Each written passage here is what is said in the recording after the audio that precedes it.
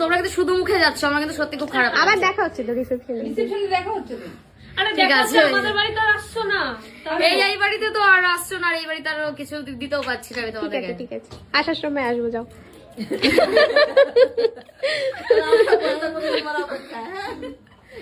ঠিক আছে আসছি তাহলে। হ্যাঁ একটু বলে যে এত সুন্দর রিভিউ দিয়েছে, চিউকি মেরে ভালো লাগছে।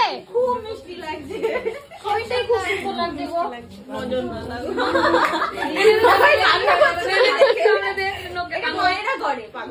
দে।